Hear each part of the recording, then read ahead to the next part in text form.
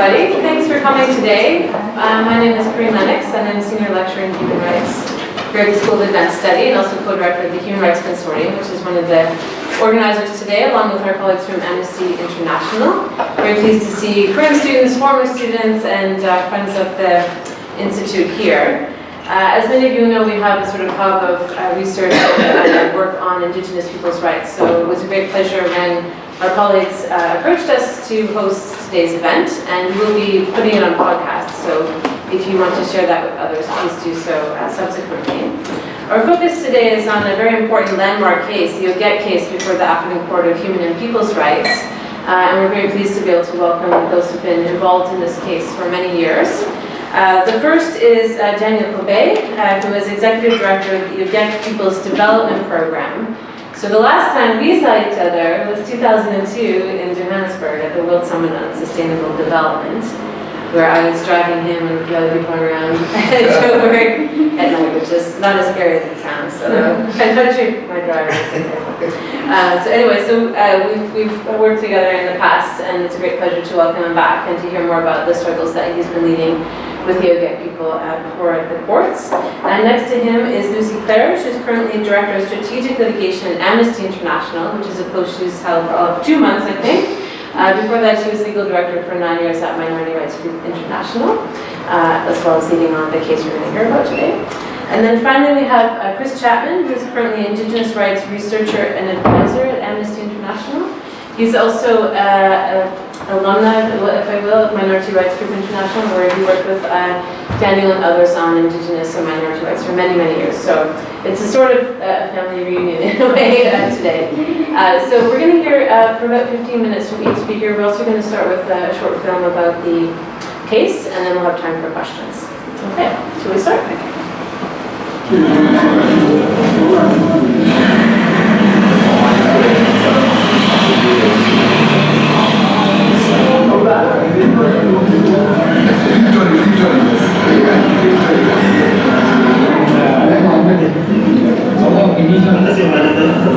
This case has been long trouble. We have been in the court, several courts in Canada for the last 2 years, but we have never been justice.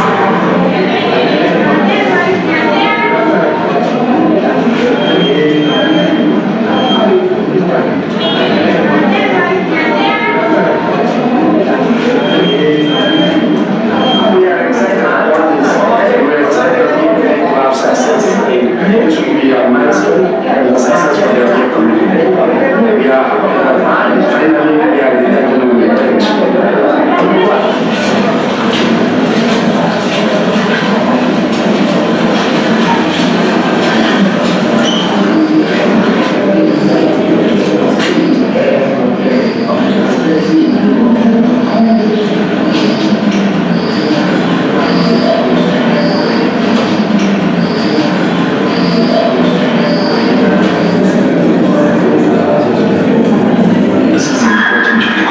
It's a defining moment in terms of determining Indigenous peoples' land rights. It's an opportunity to finally assert that communities not only have the existing right to their ancestral lands, but also their livelihoods are important in an age where they are constantly being pushed by different factors like climate change, like politics, to be able to be pushed to the margins. So this case is an opportunity to recognize the fact that communities such as the Ogiek, such as the Ndorois, do matter. Their way of life does matter, and that their rights, even though they're in a minority, matter. The court declares that the respondent has violated Articles 1, 2, 8, 14, 17, Sub-Article 2, and Sub-Article 3, Article 21 and Article 22 of the Charter. 2. Declares that the respondent has not violated Article 4 of the Charter. 3. Orders the respondent to take all appropriate measures within a reasonable time to remedy all the violations established and to inform the courts of the measures taken within 6 months from the date of this judgment.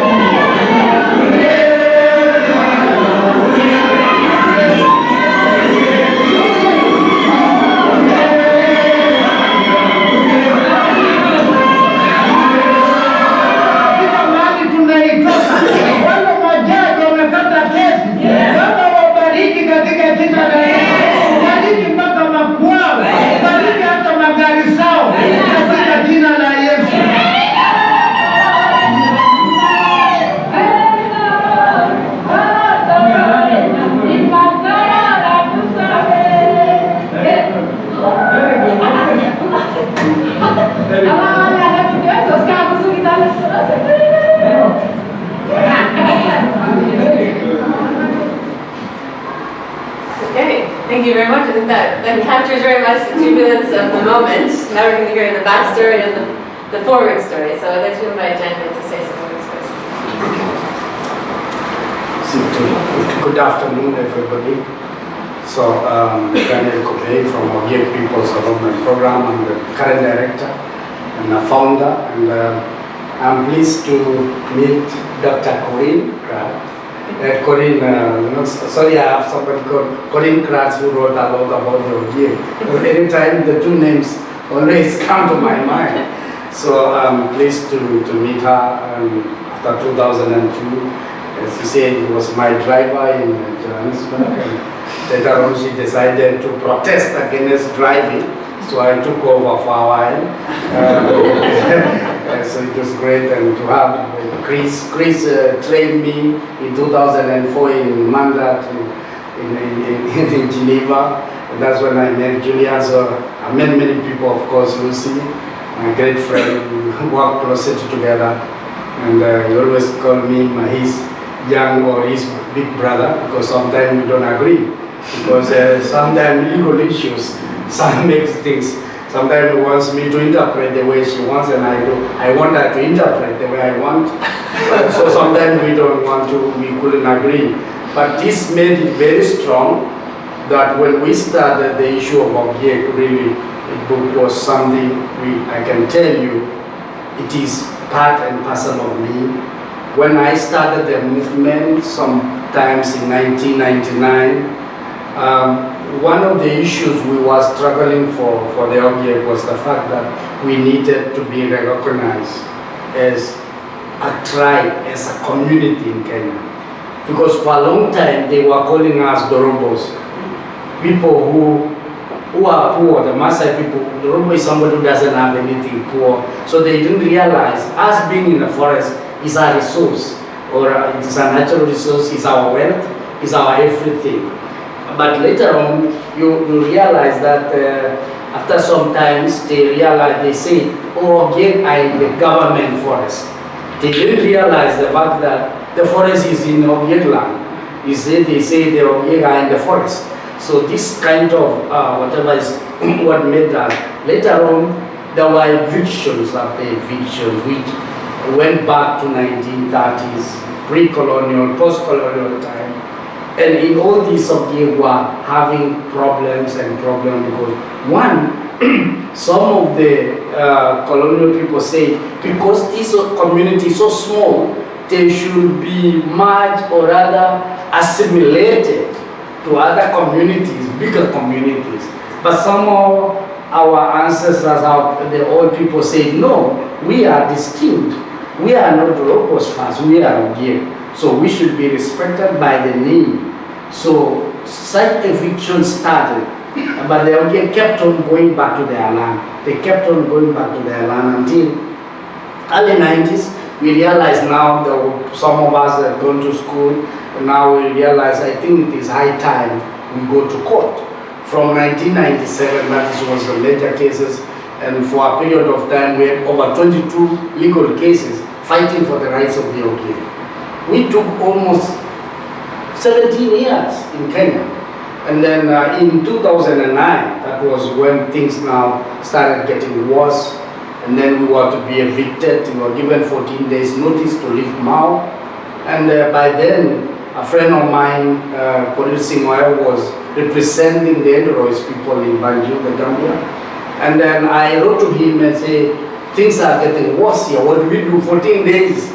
What will happen with the entire Mao, with the population of over 45,000 people? And what we do?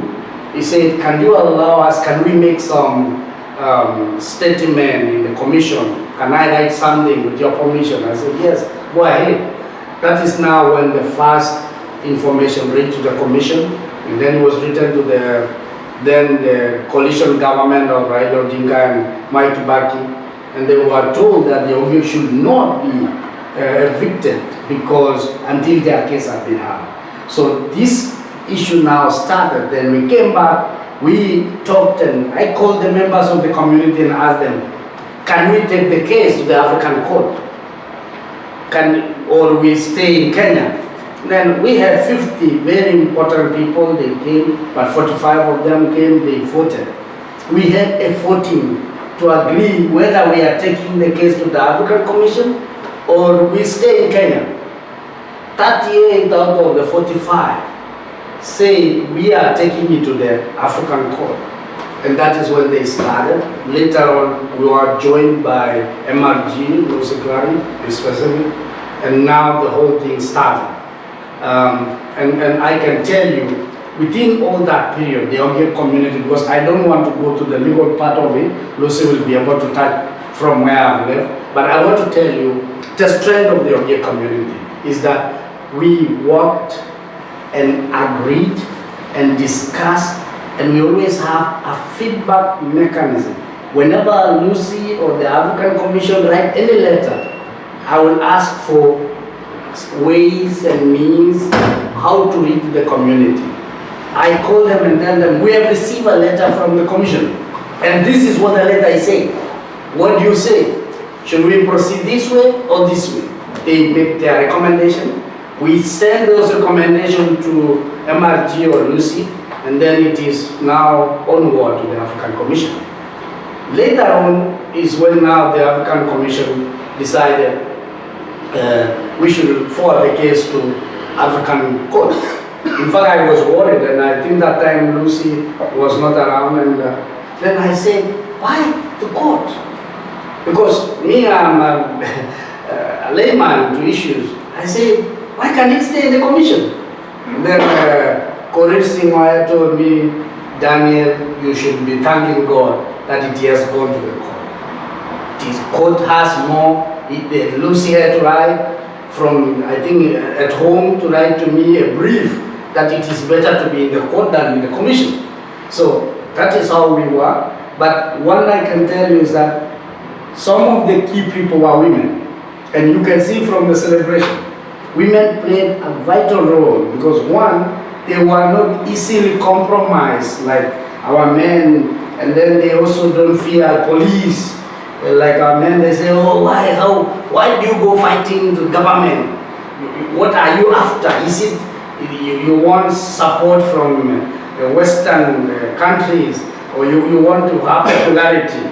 So, but the women kept telling me, please continue.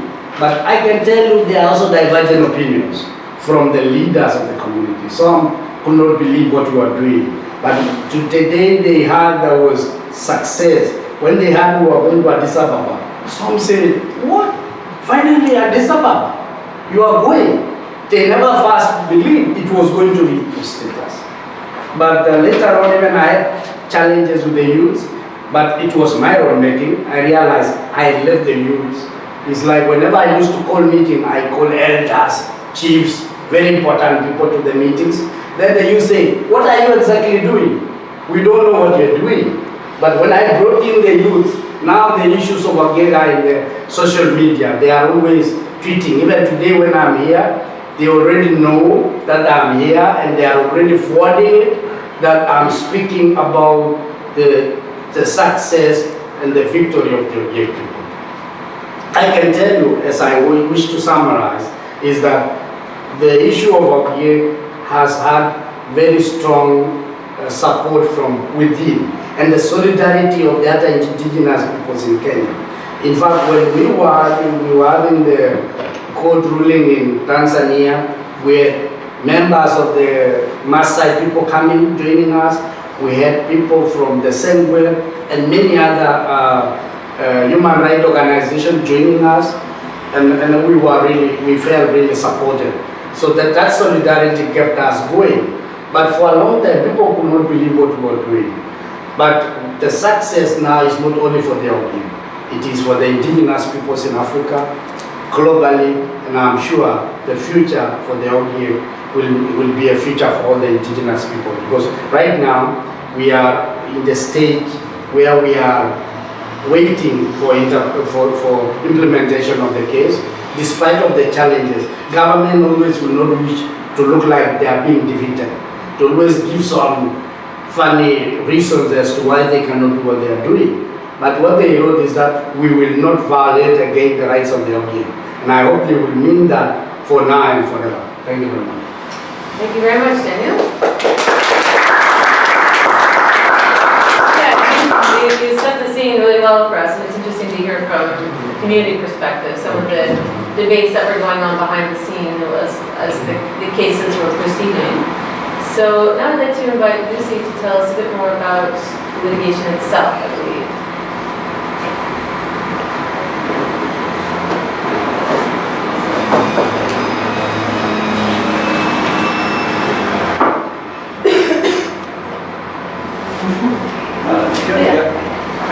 Thank you very much, Corinne, and thank you also for hosting this. It was been arranged to mark the momentous occasion of Daniel coming to London this week for some high-level meetings, his first trip here, but it was all done quite last minute, so I'm really grateful for arranging and hosting. So hopefully if I can get technology to work for me, I will tell you a little bit about the Ogiek case, how we litigated the strategies that we used, how we kind of kept the energy going over what Daniel's already described as a long journey, an 8-year journey, and what this means for the future and where the Ogiek are at now. So these are the Ogiek. I think Daniel has already explained a little bit about them. Essentially, they're a community numbering about 30,000 who live in the Mau Forest in Kenya. They have been repeatedly threatened or faced eviction since kind of pre-colonial, so since pre-independence, during the colonial times, and they've been routinely discriminated, marginalised. They have no government representation, no political representation. He's already talked a little bit about how they are treated within society. So the Ogiek, as an indigenous people, have a very distinct culture, a distinct religion, a distinct language, and that identity is bound up in the way that they live their relationship with the Mau Forest. So their eviction, or their threatened eviction from their ancestral land in the main forest is obviously threatening them as an indigenous people, threatening their identity, threatening to wipe out their culture. One of the reasons that the government used to justify their treatment was that the Mau Forest is a very big water catchment area, and therefore it needed to be conserved, which is true. But the fact remains, and something that we were able to successfully argue before the court, is that actually the Ogiek have a very clear role to play in conserving the Mau Forest. The way that they live in harmony with the forest means that they do conserve it. We were able to show that in actual fact the government has been parcelling off land to other companies to conduct logging, has been parcelling off land to non-Ogiek to curry political favour, to get votes, etc., and that there's been routine discrimination. So this argument of conservation cannot be used to justify the evictions. So in 2009, as Daniel has explained, OPDP, together with a Kenyan lawyer, lodged the case of the African Commission of Human and People's Rights. And the case, the arguments were that the Ogiek's right to property, their right to culture, their right to religion, their right to natural resources, their right to development, and their right to life under the African Charter had all been violated. And in 2012, again, as Daniel has explained, the case was referred to the African Court of Human and People's Rights. So the case was referred on the basis that these kind of very loose terms, that it evinced serious human rights violations. But I think broadly the approach was based on a previous case that had been previously delivered about 3 years before on behalf of another Indigenous people in Kenya, the Envoys. That case had not been implemented by the Kenyan government. And also the African Commission had issued a provisional measures order in favour of the Ogiek, which the Kenyan government was clearly not respecting. So there was a move under a procedure under the Commission and Court rules to take this big case up to the court and test out the court commission referral procedure. So not only was this a big kind of substantive case in terms of the issues it was looking at, the issues it was addressing in terms of Indigenous people's rights in Africa, there's also a very big procedural precedent, because it was the first time that a case has been referred from the Commission to the court, so it was testing out that procedure. So in 2013, the African Court issued provisional measures order, again in favour of the Ogiek, which very much mirrored the previous order that had been issued by the Commission. And actually that was a really successful tool that we used to monitor the government's approach to the Ogiek throughout the case. So together with OPDP, the Ogiek were able to monitor the extent to which the government was complying with this order, and we were able to submit evidence to the court, which obviously strengthened the argument. So when the government said that it was committed to respecting Indigenous people's rights and to respecting the Ogiek, we could clearly show that it wasn't. In 2014, we actually had a merits hearing, and that took place in the African Court in Addis Ababa. It was a 2-day hearing. We filled the court as much as we could with Ogiek so that they could be part of that. We had several Ogiek give witness evidence direct to the court. We had an expert give evidence as well. And generally we were feeling quite positive about the case. And however, during the hearing itself, the Kenyan government said, well, this is an issue really that we can sort out at home. We now have a much better constitution. I think we should discuss amicable settlement. So that was attempted in 2015. The Ogiek themselves weren't particularly in favour of this route of amicable settlement. They could see it was something that the government was trying to use to get rid of the case. However, because the case was referred by the Commission to the court, it was the Commission that was the applicant before the court, and they ultimately made the decision to go for amicable settlement. It was attempted, it didn't work, so we then moved on to judgment in May 2017. So the court found 7 violations of the African Charter. So the only violation that it didn't find was the right to life. We had argued that the treatment of the Ogiek, their discrimination, their marginalisation, their evictions, was essentially wiping out the Ogiek as a people, wiping out their identity. However, the court didn't want to go that far, which is perhaps not really surprising because the court is still quite a nascent body. It has been established for about maybe 10 or 12 years now, but it hasn't issued many judgments, and it hasn't issued any major judgments on the right to life. So I think it probably wanted to examine the right to life in a more strict setting before going on to look at extending that to issues of identity and livelihood. So key points that the court found were that the degradation of the Mau forest could not be attributed to the Ogiek. that there had been allocation of land to other non-Ogiek, which was not compatible with conservation, and therefore the arguments that the government had raised around conservation could be defeated. It also held that preserving the Mao ecosystem could not justify the evictions of the Ogiek, which obviously has big ramifications for other communities, other forest communities in Kenya, other pastoralist communities in Kenya, and also in Africa and beyond. And it was particularly key in finding that although Kenya does have this fantastic constitution that came into place in 2010, after the case was started, in fact, on paper, great. In practice, it really isn't very effective, and it's not protecting Indigenous peoples, which again, I think, sends quite a wide message for other communities in Kenya. So that was just under a year ago that we had the judgment.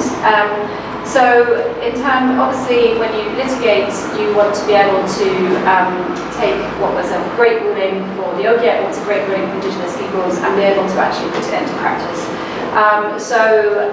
In arguing the case, we sought a separate reparations order, which should be decided hopefully within the next year or so.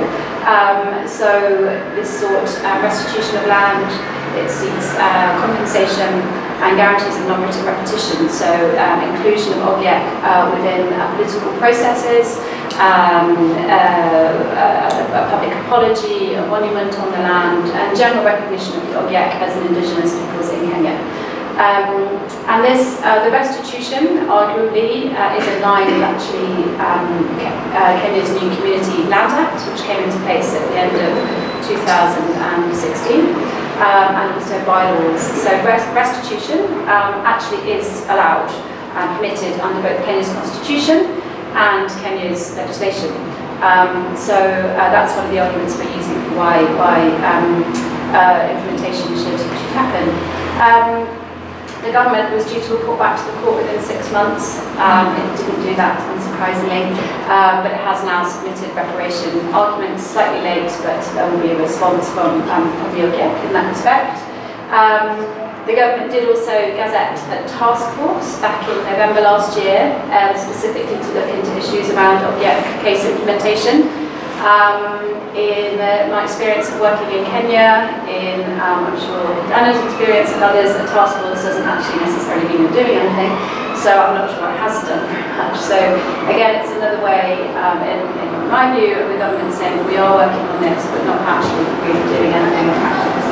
And maybe Daniel can share a bit more what the task force can do. There's also been a lot of national advocacy seeking implementation, so OPDP and Daniel and others have been engaging with members of government, the Attorney General and others who are involved in the task force. There's obviously a need to kind of harness that energy that you saw in the film and keep it going, keep people believing in the case, keep believing that it really can deliver change. So there's a lot of ongoing community and outreach and empowerment that OPDP need to do. And we've also sought the technical assistance of the expert mechanism on the rights of Indigenous peoples, who are able to provide technical assistance to facilitate dialogue between the Ogiek and the judgment.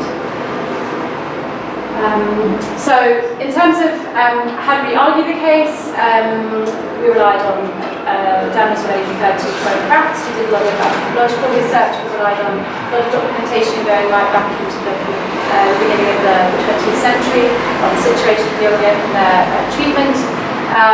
We also relied obviously on a lot of international comparative law and sought to establish the role that the Ogiek and other Indigenous peoples can play as conservationists. As I said, the African Commission and then the African Court Provisional Measures Order was really useful in establishing the way that the Ogiek are continuing to be treated despite what they were arguing in court. We sought really wide community engagement, again, as Daniel has already said, so we sought witness statements from elders, but also from youth and particularly from women. And in fact, there were 2 people who gave witness evidence direct to the court in Addis, as I said, and one of them was a woman who was, I would say her evidence was particularly powerful. And then, as I said, yes, we had expert witness evidence, video evidence, and we made a separate argument on reparations. Okay, so just to cover quickly, why is it worth litigating? And what did this achieve for the Ogiek? What did this achieve for other communities? So obviously, litigation is a really valuable tool in creating precedent, which can be used by other communities, and obviously it promotes the rule of law more generally.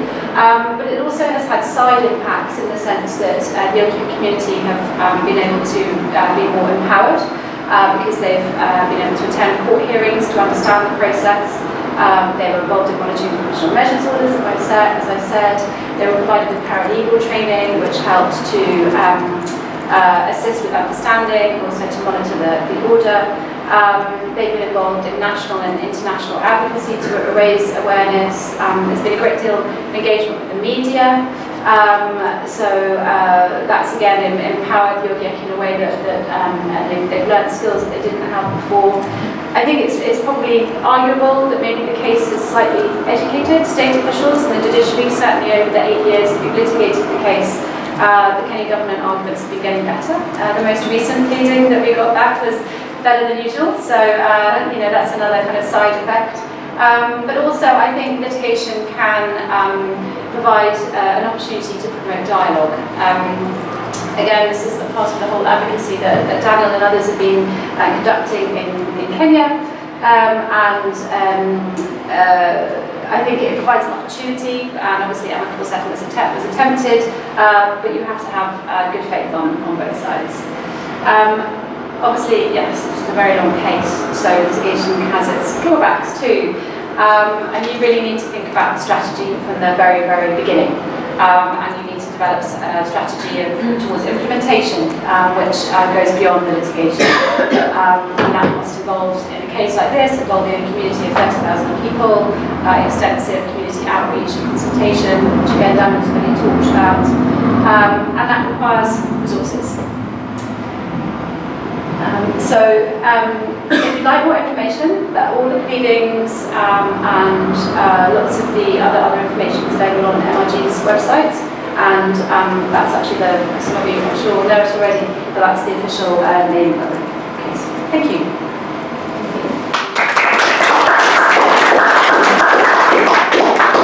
Thank you very much, Susie, for capturing the significance of the judgment, but also the wider implications of that. I think that's really interesting, these unintended positive impacts that the judgment can have beyond the direct decision itself.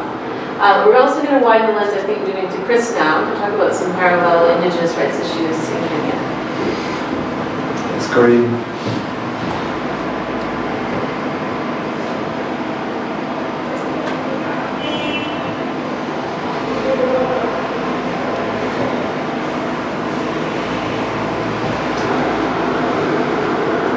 So, good afternoon, and thank you to Corinne for organising. It was also very good to hear from Lucy and Daniel. I've obviously heard some of these things, but sometimes some things are new. I didn't realise that everyone was getting involved, for example. It's good to hear. So I'm going to talk mainly about the Sengwe, which is an indigenous people who live in a different part of Kenya, not that far from Mau. They live in Emmawood Forest, which is part of the Cherangani Hills complex. And there are lots of really interesting parallels with the Ogiek case. And that's why the Ogiek case last year was like it fell out of the sky, I think, for the Sengwe, in terms of making all the arguments that the Sengwe are making and supporting their case, and making a lot of opening avenues for the Sengwe to push their case, I think, in government. I know it says 40 slides there, but I don't have 40 slides. So this is, just to start off with some more visual stuff, this is Kitkating, which is basically it's mead, it's a honey-based alcohol which the Sengwe make, and I'm sure Daniel, I don't know if you call it Kitkating, maybe you call it something else, but you have more or less the same thing. And this is Sengwer women dancing. Later I'll just play a few seconds of a video. Basically, they tell the story of the eviction through their singing and dancing. And we feel that this is actually a fantastic campaigning tool to use these dances as a way of getting the message across. So yeah, we're hoping to use that in our campaigning when we launch our report, which hopefully will be next month in Nairobi. This is some photos of the eviction of the Sengwer. There have been many evictions, but they always involve the burning of houses, which you can see in the corner there. And this is obviously the burnt remains of a house in England. So the eviction of the Sengwer, as I said, it's been going on since the 1980s, but in January 2014 there was a huge eviction. Between 800 and 1,500 houses were burnt. I spoke to a World Bank official who told me that he visited Englewood at that time, and he said Englewood was on fire. Basically, the whole of the forest was on fire. But since that time, what we've seen is that the Sengwer, despite this onslaught, they're not leaving. So what has happened since that time is these evictions have continued because the Sengwer haven't left. Some people who left maybe at that time have gone back. So it's been ongoing since that time. But since December 2017, there was a massive ramping up of evictions and violence. So since the 29th of December, there have been community representatives tell us they've counted 327 houses burnt. One man has been shot and killed, and another man was shot and seriously injured, who we interviewed. Sengwer leaders have been harassed and threatened. This is something we didn't see before. In April 2017, one of the leaders, Elias Kamayo, who we work with a lot, was shot at and beaten, had his arm broken, and had all of his... he was actually filming the forest guards burning houses. And somebody saw him he was doing it from a distance, but one of the guards saw him and chased after him. And they caught up with him. He unfortunately tripped and broke his kneecap, so they caught up with him and beat him. And this was actually the first time that Sengwer leaders had been targeted or harassed in any way. So this marked a really new and very worrying development in what's happening. And since December 2017, we've seen it more as well. Sengwer leaders are telling us that they get phone calls, telling us that they're being monitored, they get warnings, like their family are told, you know, if we find him, we're going to arrest him, or we're going to beat him. So people are going into hiding, or they're not going back to the forest. The European Union has been funding a project, a forest conservation and water source, water catchment maintenance project, and they have, which is active in Englewood, and actually provides funding directly to the Kenyan Forest Service, which is the agency which carries out all of these evictions. The European Union suspended its funding for this project after the killing of Robert Kirotich in January this year, basically citing human rights violations in Englewood and citing its concerns about those. And that funding is still suspended, and we are awaiting a decision on whether it's going to resume. But the government has, even despite that suspension and despite so much criticism, so much media attention to these evictions and the killing of Robert Kirotich, the government has basically said, you know, we don't care, and has the county commissioner, who is a representative of central government, said that operations would continue to flush out criminals from the forest. They're going to use special forces and helicopters if necessary. He said there are armed criminals currently undertaking illegal logging and cattle theft, and anybody who will be found inside the forest will be deemed to be a criminal. So they've said that there are cattle rustlers in the forest, they've said there are people doing illegal logging, but they basically said anybody they find in the forest will be treated the same, and they'll be treated as a criminal. So, Emblewood, as I said, it's part of the Cherangani Hills, and the Cherangani Hills are one of the 5 what they call water towers. Mao is one of the other water towers. So there are 5 of them, and what water tower means in Kenya is basically it's a water catchment area for the whole country. And the whole country depends on these water towers for water. Rivers flow down from them, and they basically flow into the rest of Kenya, towards the coast, towards Lake Albert. The government is saying that they have to preserve these water catchment areas, and they're taking a very old school approach to conservation. Like many decades ago, the thinking about conservation was that you had to remove all human beings from any kind of fragile ecosystem in order to preserve it. And many governments took this approach. This thinking on conservation has moved on a lot since then. This is completely old school thinking, but Kenya is still stuck in that rut, unfortunately. And I'm going to say a bit more about that a bit later. So what the government did was, in 2009, it set up a task force which was supposed to, lots of task forces, so many task forces. It's the solution to everything, apparently. The Emblewood Task Force basically was set up, and you would think that they would be consulting with the community to say, well, what should we do about this problem? But no, they'd taken the decision already. They had already decided when they set up the task force, and it was written into the terms of reference of the task force, that everybody had to leave the forest.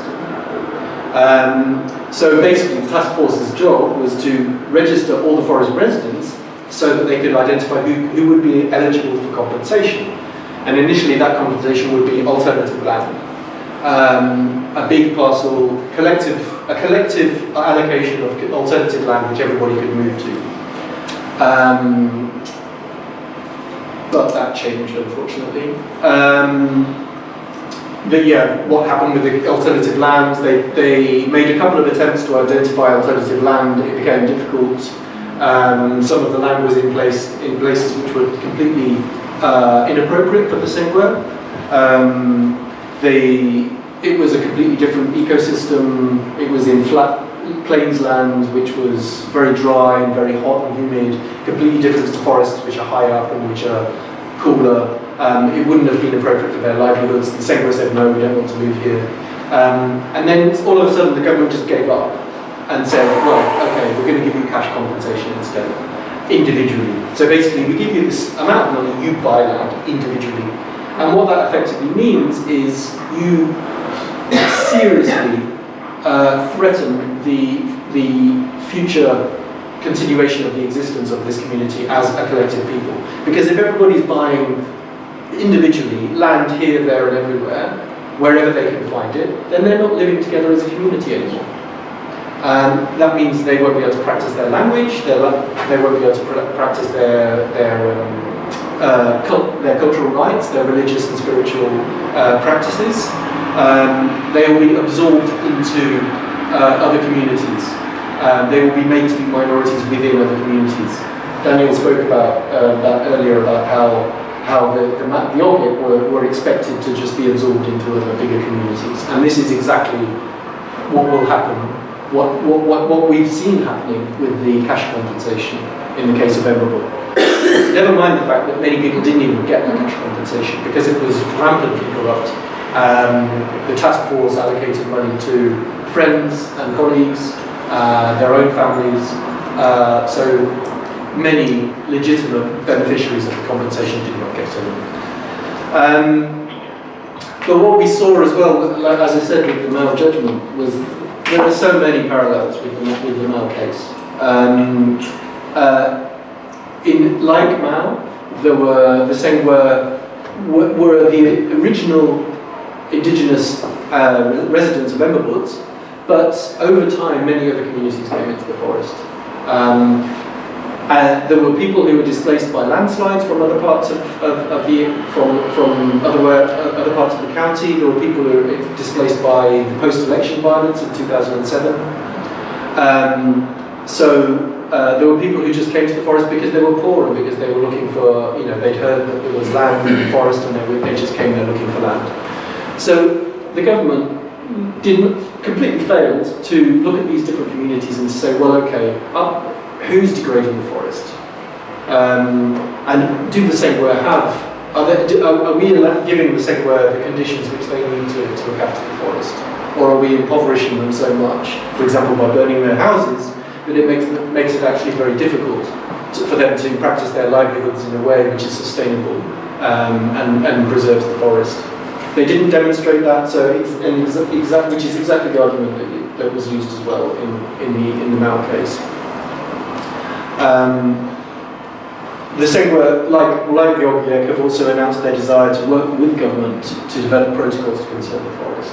And actually, there was a forum of a number of most of the forest indigenous peoples who were working together under the National Land Commission to try to come to a negotiated solution with government on looking after forests, which would respect their land rights, respect their right to be in the forest, and respect the indigenous peoples as custodians and guardians of the forests. But that process broke down. There was a lack of trust when the National Land Commission issued an eviction order for the Segwa in 2016, so that process broke down, unfortunately.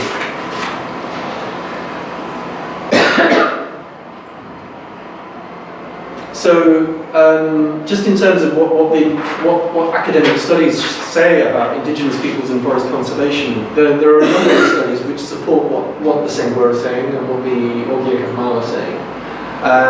That basically, the evidence is that when you give forest indigenous peoples their tenure rights, this is a better solution for conserving forests. So a 2014 review of research, which was basically one of these sort of looking at all the different pieces of research and pulling them all together, said that it provides evidence that community tenure over forests can result in more forest cover and more species-rich forests, less deforestation and degradation, and fewer fires than some other approaches to protecting forests.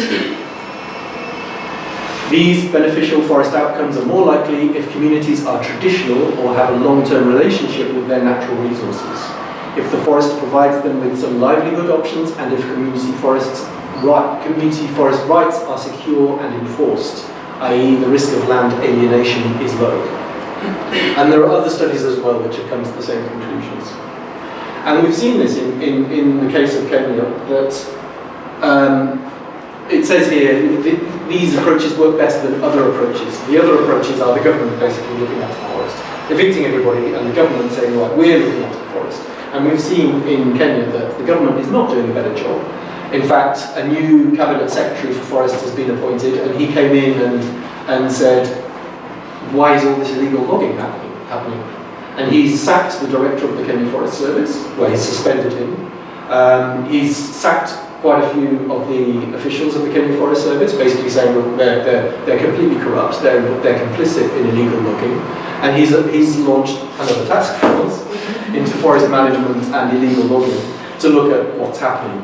We haven't heard the results of that task force yet. We made a submission to the task force stating what we thought was the best way forward for forest management.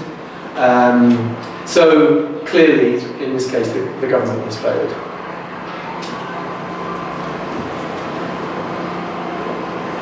Now, what's interesting is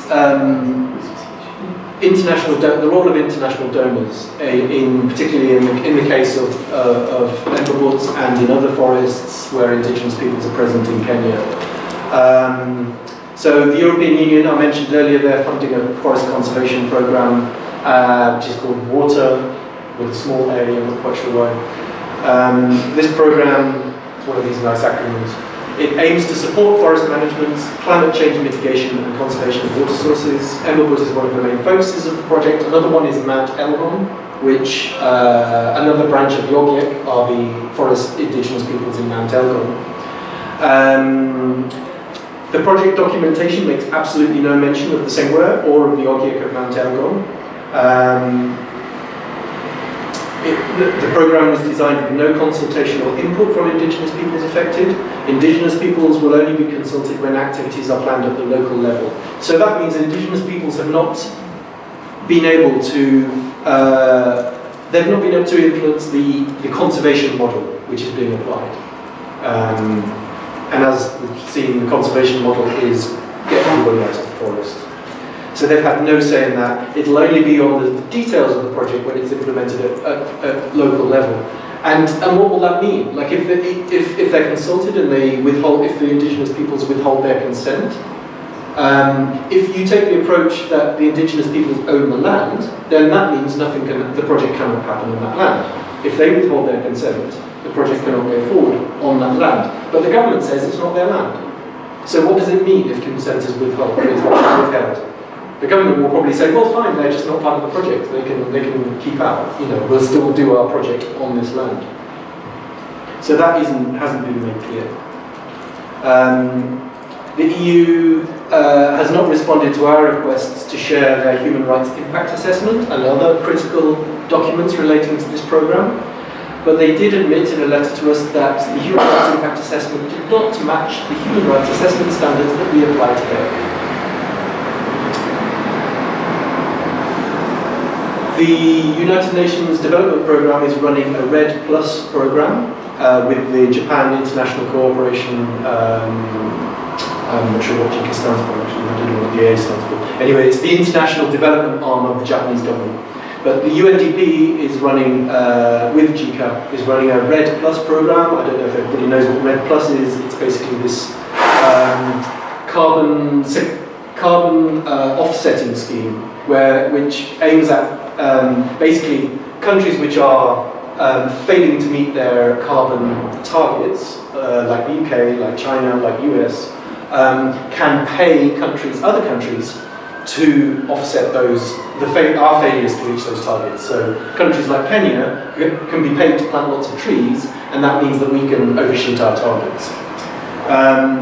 So Kenya can get money for planting trees in Emerald, for example.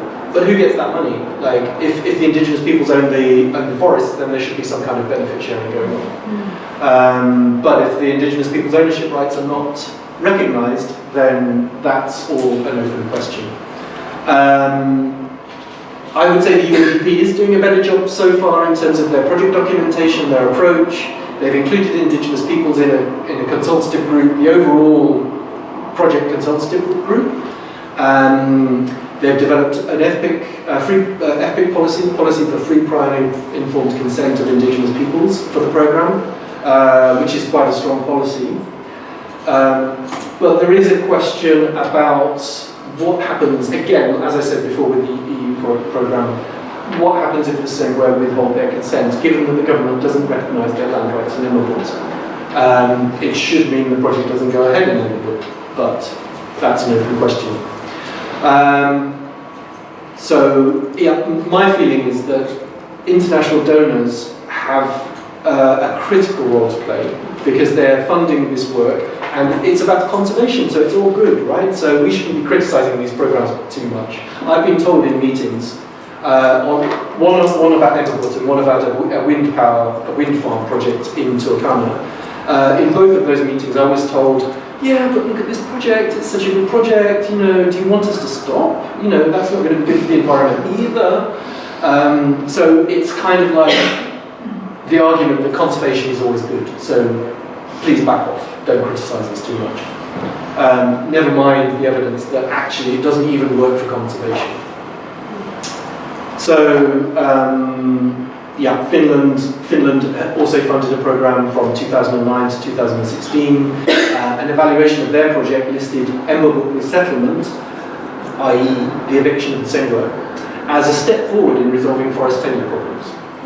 The evaluation made absolutely no recognition at all of the human rights violations which were associated with that resettlement. So the final point on these donor projects is that they haven't learned lessons learned from an earlier project, which was the World Bank's project, the Natural Resource Management Project, which was the subject of a complaint to the inspection panel by the Sengwe, saying that their rights had been violated in Emerald. This World Bank project had also funded the Kenya Forest Service, and the Sengwe said, well, they're basically funding the Forest Service to evict us. And the inspection panel of the World Bank found that the World Bank had failed to implement its indigenous peoples policies. It had failed to assess the risk of funding the Kenya Forest Service, given its commitment to evictions as its modus operandi. And it failed to consult Indigenous peoples as well on the project. Donors have not looked at this. They haven't incorporated lessons learned from that project. They've just gone ahead and made exactly the same mistakes. So my final slide is called "Is litigation the way forward for the Sengwer?" And there is nothing on that slide, so leaving that question open.